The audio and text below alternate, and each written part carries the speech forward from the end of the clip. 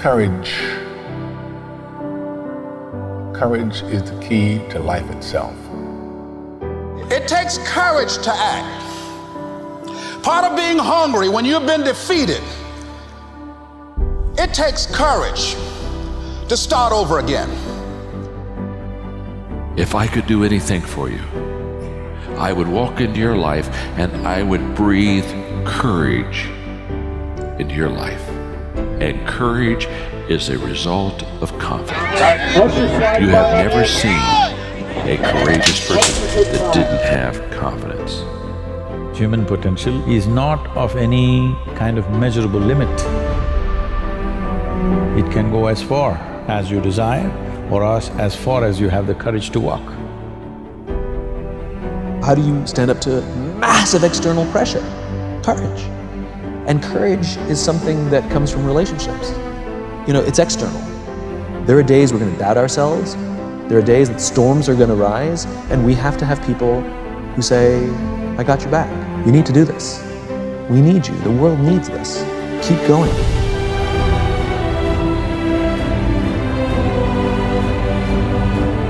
Courage is not the absence of fear.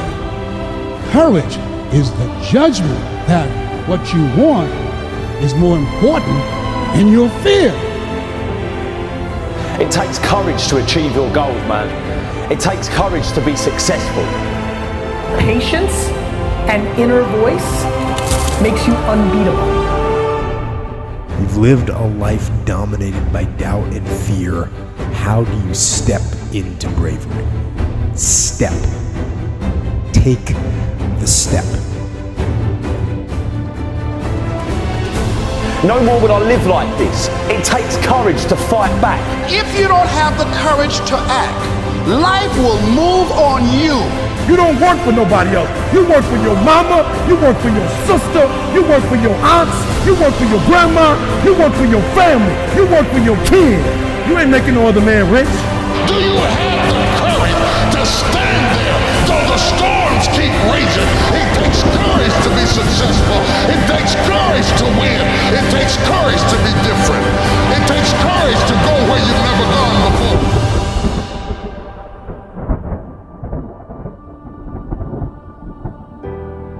There are a lot of people who are born in situations where they say, well, I'll never get out of this. So they won't. I say to people who say, well, I would like to have done so and so and so. So, well, you could have done it. So, well, I couldn't get out of here. Man, the bus runs every day.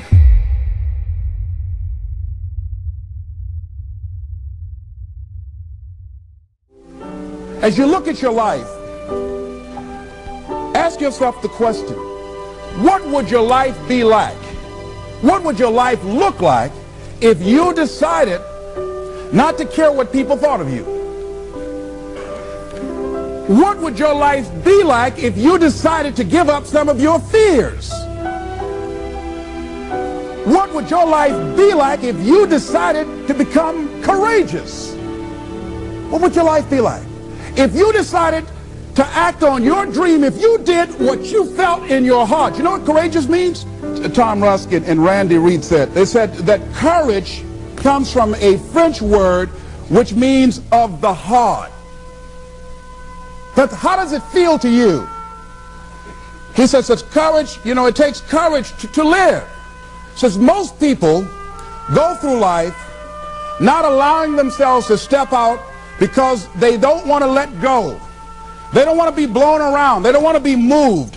The courage to face life's whirling wind of contradictions.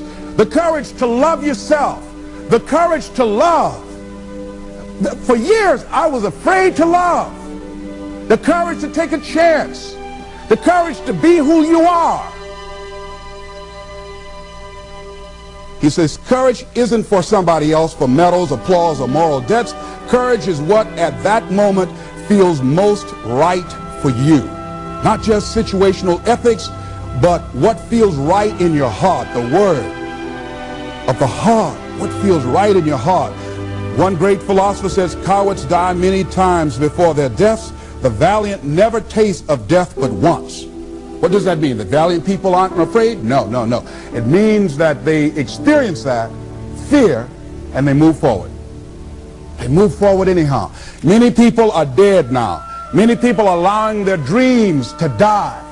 Many people are allowing the ideas to lie dormant and collect dust. Many people have all this talent and ability that they are allowing to be buried inside of them, that they will take with them to their graves because they didn't have the courage to be who they are. And I say, as you begin to look toward the future and manifesting your greatness, it's going to take everything in you. Do you have the courage to get what you want? It takes courage to achieve your goals, man. It takes courage to be successful. It's scary. Being like everyone else, doing what the masses do and following the herd, that's easy. It's easy to be comfortable. It's easy not to try. It's easy to give up. It's easy to stand on a sideline and watch while other people with courage go out and get all the for themselves that you want for yourself.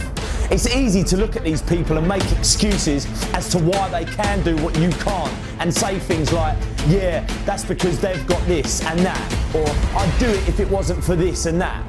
All that shit's easy. And let me tell you, if you don't want to make waves or you're scared what people think, then you better prepare yourself for a life of mediocrity. You better dress like everyone does, walk and talk like everyone does, because as soon as you start to stand out, they're going to try and pull you back in. And it takes courage to push through that. As soon as you start to change, and I'm sure some of you have tried and tried a lot, you're going to get these people that want to keep you where they are. Because if you outgrow them, you're leaving them behind. And then they'll have to admit to themselves that it's possible. And that's the scariest thing in the world for them to do. Because that shit takes courage. That shit takes balls of steel. You need courage to change your life. Courage is needed to face your fears. To step out of your comfort zone and say, that's it, I'm done. No more. No more will I take this shit. No more will I live like this. No more will I let people treat me like this. It takes courage to fight back. It takes courage to get what you want and to start changing your stars. You have to go into it with the knowledge that it ain't going to be easy. It's going to be a battle. Not just any battle, not just some fight on a playground. This is a fight of life and death. And it takes courage to face that shit. But you have got it inside you, I know it. I believe you can like I believe I can. And I make these videos and do these talks to try and get it across to people that ain't yet got the courage themselves that they can do anything they want to do. If you just have the courage. You can either be a victim of your life or the master of it. But the choice, that's yours to make. There's enemies all through life. People that hurt you, people who lie to you, people that cheat on you and people that beat you. But there is only one enemy that can destroy you, and that's the enemy within. This enemy you can't escape. You can only tame because it lives inside your head. It enjoys trying to destroy you, convincing you that you're nothing, that you'll never be nothing, that you came from nothing, and you'll never get out. You're never going to change. You're never going to achieve your dreams. You're never going to make a difference. You're never going to get what you want. The enemy within feeds you this poison on a daily basis if you let it. For me, I picture the enemy within in a round cage in my mind. And it's circling this cage, but it never takes its eyes off me.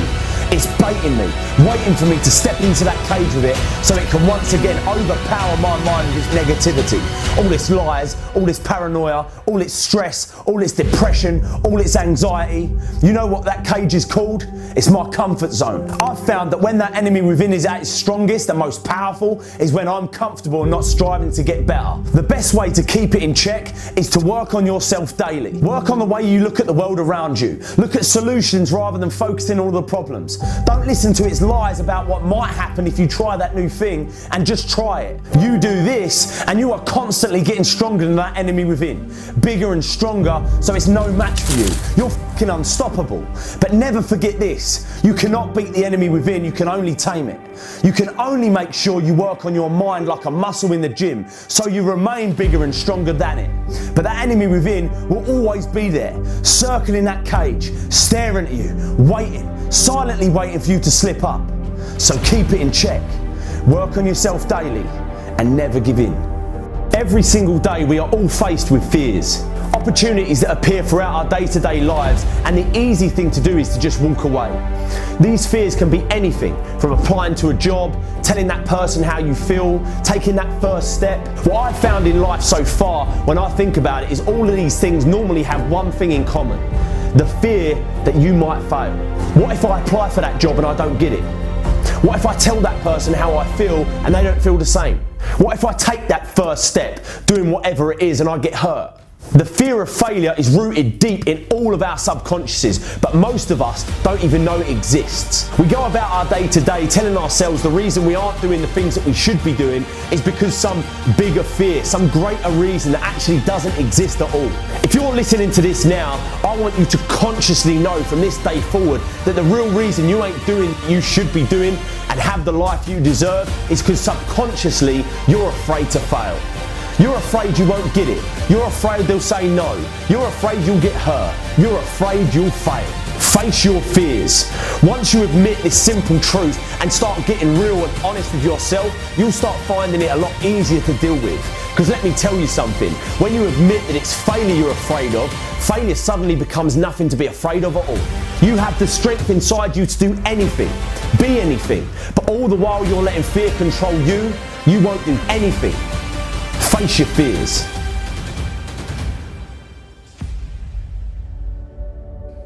There's a quote by Goethe and it says, if you look at a person as they are, they will always remain that way or maybe be worse.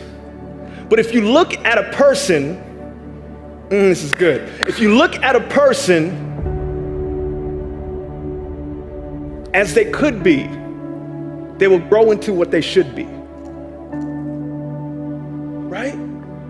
We have to know what we stand for. I'm not talking about what your company stands for. I'm not talking about your family values. I'm talking you as an individual. When you walk into a room, what do you represent? As you as an individual, when people around you see you, what feeling do they get? How do you leave your energy impression on the people around you? As individuals, we have to do that. That's the first step that we have to do when we're talking about make your mark. Everybody repeat after me, make my mark. Repeat after me, in order to make my mark, I have to define my mission statement. In order to make your mark, some of you are going through, you're on the journey of becoming, and you have to look at adversity with a new perspective, right? By a show of hands, how many of you guys have experienced fear? I need the elbow to lock. So here's what fear does. Fear is restrictive. Fear stops us from taking the steps that we need to take to become the best version of ourselves. Fear is the thing that's literally holding you back from doing the thing that you're supposed to do. Fear is stopping you from becoming the leader that you're supposed to be now. One of the things that I've learned in my past is that leadership is not a title. Leadership is an action. Leadership is not the title that you have. You can clap for that because let's go.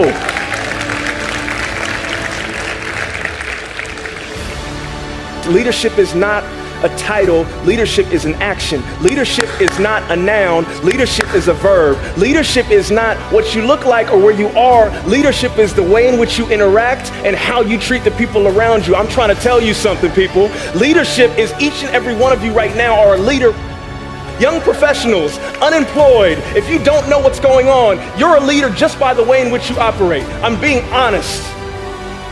Many of us are stuck and stagnant in situations because we believe that we need someone to give us the card to initiate what we're supposed to do. Someone here is literally supposed to absolutely put their time and their effort in something new. Like someone here right now is supposed to focus on their dream and their goals and their aspirations. The question that I ask myself every time that I speak, I don't look at this as a keynote, I look at this as an assignment. The thing that I ask myself is if I don't operate in my faith and instead operate in my fear, if I don't chase my dreams and become the person that I'm supposed to be, who loses out?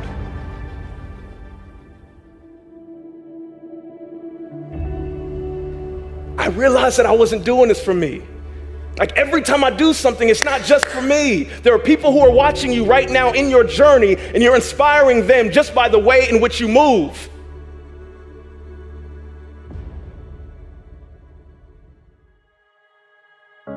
I'll tell you, the one thing that will build confidence you need to actually put yourself out there in this school year is letting go of what other people think and living your version of life.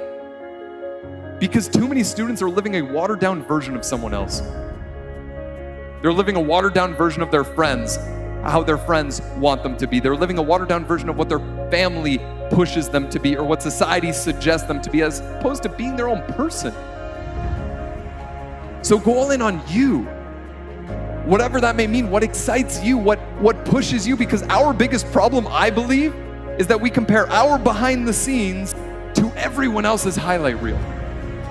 We compare our failures to everyone else's highest points of confidence, to everyone else's successes. We compare our insecurities to everyone else's highest points of confidence, then we feel like we're not enough. So go all in on you, whatever that may mean. The one thing that I don't enjoy about my job is that I come to a school, and when I was a student in going in to college, I didn't see myself as someone who could really make an impact.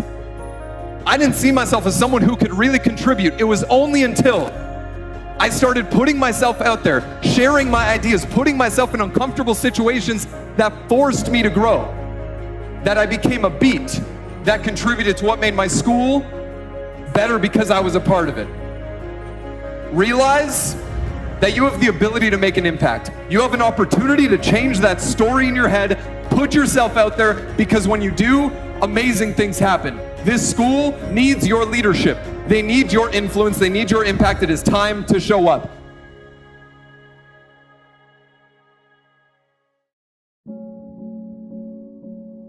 We're all carrying things in our pack. All of us are carrying these stories that are imposed by other people, by friends, by family, by society, by Instagram. And what happens is, when we are faced with a challenging situation, we approach it with all of that stuff. Some of you believe the stories that you've made up in your own head. The story of I'm not good enough. The story of I'm not academically inclined. The story of I'm not a morning person. The story of I can't really make new friends. The story of I can't really have an impact on the people around me. And now listen, I want to be abundantly clear. I'm not the guy that's going to come in here and tell you what stories to tell yourself, but I want you to get back to the place where you can start telling yourself better stories. Stories that you are enough, that you are charismatic enough, that you are courageous enough, that you aren't like them, and that's okay because you are like you. I believe when we stop believing the stories that we tell ourselves in our own heads and start telling ourselves new stories, stories that are actually aligned with who we are and who we would like to become, that is when we are able to change ourselves and change the people around us. But I want you to raise the question within yourself of defining the snake in your life. That thing that keeps on coming up that it is time to face. Because here's what I know. Every single person in this room, student and faculty, has something that comes up that tries to get in their way, make them want to quit and turn around and walk away. And what I know to be true is defining that thing for you is the only way to be able to overcome it. We talk a lot about leadership going into a new school. How do you show up as a leader in this school and the community around it? True leadership is leaning into the things you're afraid of. True leadership is consistently choosing courage instead of fear. True leadership is having the courage, the audacity to take on challenges, things that don't make you feel good, while inspiring other people to do the same. It takes courage to make a new friend. It takes courage to stand up for that person that you see on campus isn't being done right.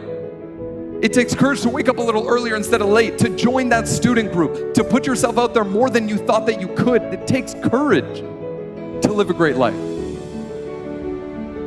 So make the decision today of what courageous act are you going to make for yourself and the people at this school. It starts by taking on the things that you can actually affect, that you can control, and that you can impact, because I see way too many students coming into college and university that allow themselves to be defined by what happened yesterday. They allow themselves to be defined by what happened last week. Some of you in this room think because of one failed test that you are a failure, when the reality is those are moments, not characteristics. And my personal belief is that we need to start seeing those moments for what they are, moments.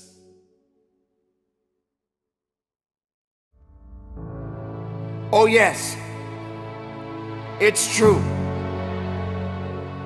Many people put it on the line. Many people get out there every day and do something that has never been done before. Many people out there put it on the line and do something special to help someone else. Why can't we recognize them? No matter where you go, no matter where you may be, someone is out there right now that is doing something far greater, and they're putting so much work in to make a difference in this world. Why can't we honor them? Why can't we honor those servicemen and women? You have to consider the fact there are great doctors, there are great lawyers, there are great teachers, there are great mothers and fathers, there are great people in this world. And we all are responsible for one another. We all have a duty. We all have to serve. Whether you wear a uniform or not, you have to serve. Can you be a serviceman? Can you be a servicewoman? Can you serve? Are you prepared to serve? Do you have the ability to serve? Don't make it about yourself. You have a duty. You have a responsibility. They didn't give up. Why should you? Keep moving. Keep believing. We are all one. Both far and near, we must serve.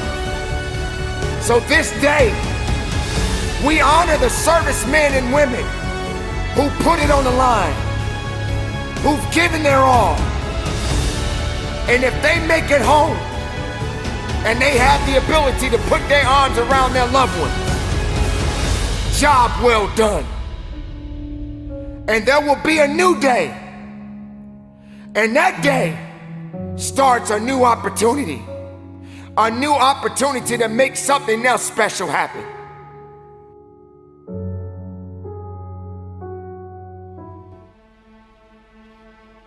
A C student can justify anything, and the worst part about it, they can believe the excuse. Don't look at me like that. Some of you guys have been defeated already in your life. You're saying to yourself, you know what, I got a GED, nobody wants me. I used to be an alcoholic, nobody wants me. My own father used to tell me I was no good, nobody wants me. I'll just work this little dead-end job and we'll figure out what's next, because I don't have anywhere to go. Some of you guys can relate to what I'm saying. Somehow, some way, you've disqualified yourself. I work with so many people and I can relate to it. Nobody can beat you but you. Nobody can stop you but you. But the worst thing you can do is disqualify yourself. Now I'm 50 years old. I got a wife. I got kids. I got mortgages. I got bills. School is over. That's all about the real deal right now. You guys with me? Is there any excuse for an adult not to get an A out of life? So when you go to work, is there any excuse for you not to be an A manager? Is there any excuse for your store not to be an A store? Is there any excuse for you to go home and not to be an A husband? Is there any excuse for you not to be an A wife or a mom or a dad? Is there any excuse? Because we're not in middle school anymore. We're not in high school anymore. So on report card day, I came home and I would sit down with my mom and dad and I would make excuses about my C. Well, Mom, you know, I don't like the teacher, Mom, and the teacher doesn't like me. That's why she gave me a C. You know, my mom would say, that teacher didn't give you nothing. You earned a C. Nobody can stop you but you. You know, I had a goal of playing in the NBA, and I got there.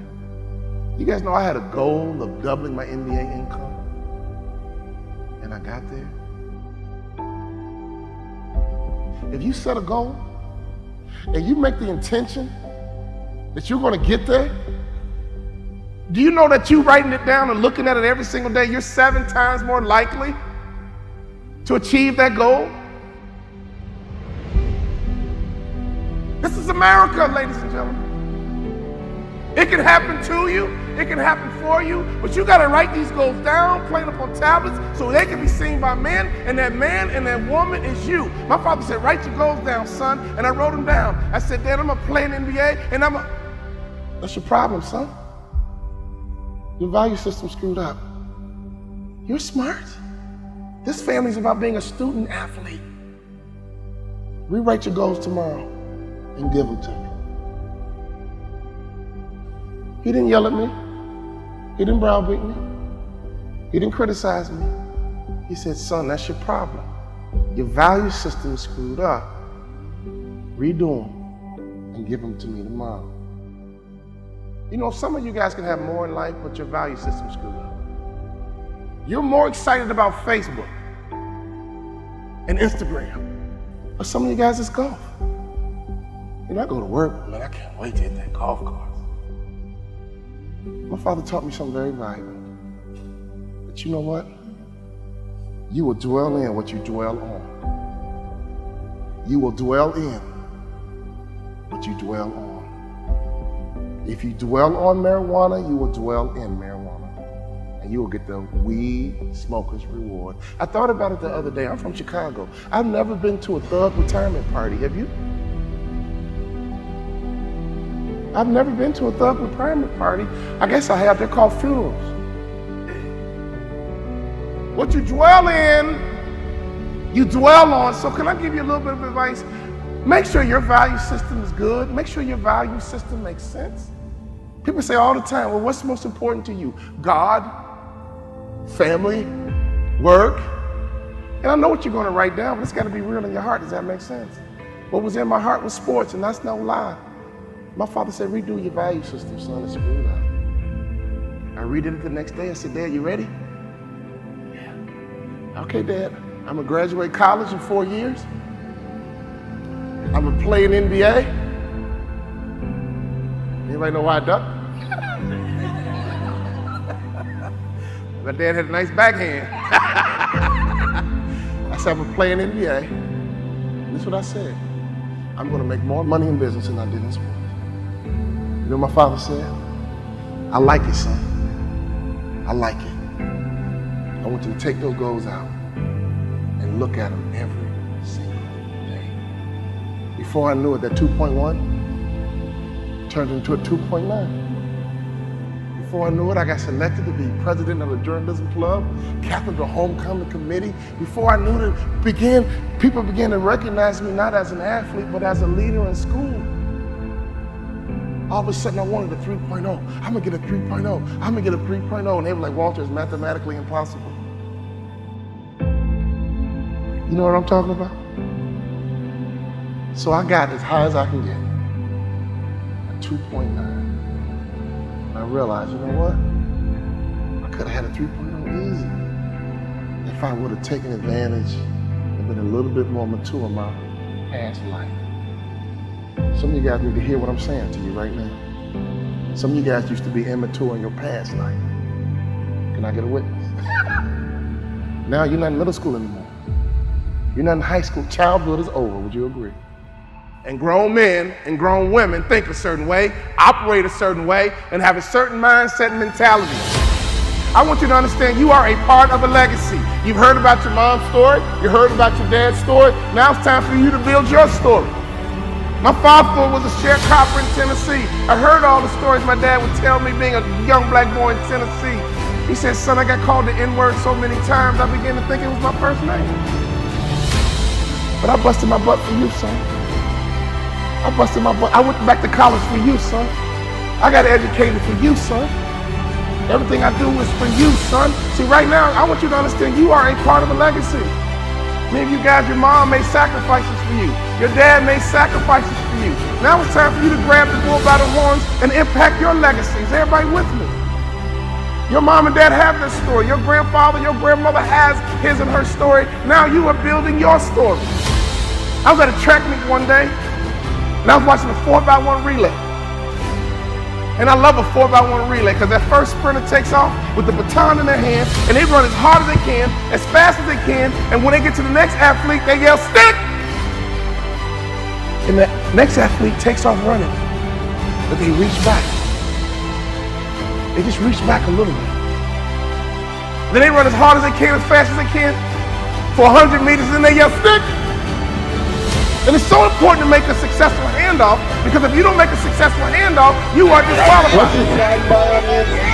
And the next athlete's turn is to run as hard as you can, as fast as you can, and then they yell stick, and they hand it to the anchor. That anchor is Carl Lewis. That anchor is Flojo. That anchor is Usain Bolt. And that last 100 meters, whoa! They come around that curve, and all you hear is elbows and form, and they come down and cross that finish line. Oh! So I was at the track meet, and I saw them handing this baton. They kept yelling, stick! Stick! Stick! Stick! Stick! Your father might be from Russia. Your grandfather might be from Cuba, Colombia. I don't know where they're from, but let me tell you something. At some point, they're gonna yell, stick! And that baton's in your hand. So we don't have time to be silly anymore, would you agree? We don't have time to play games anymore, would you agree? You gotta get that baton in your hand. You gotta run as hard as you can, as fast as you can. And every day in that car in the morning, my dad would just talk to me. Like, son, I'm from Tennessee, son. Education is very valuable. You cannot devalue education the way education is important, son. That's the way out. Education, working hard, education, getting trained. Smart families are training and development organizations masquerading as a family. Mom, dad, you are head trainers of a family. You know what my dad would say? Go get it, son, go get it. Be sweet, baby, be sweet, go get it. Go get it, be sweet, baby, go get it. Go get it, be sweet, baby. Go get it, be sweet, baby. Every time I left the house, my mom would say, be sweet, baby, be sweet. My dad would say, go get it, son, go get it. Go get it, son, go get it, be sweet, go get it, be sweet, go get it, be sweet, go get it, be sweet. My family had two core values. Go get it, son.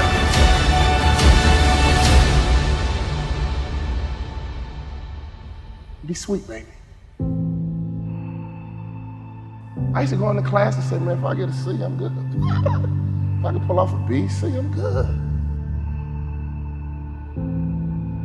Never even went for the A. You know that the average person thinks the same exact way? They could do more, they could be more if they believe more.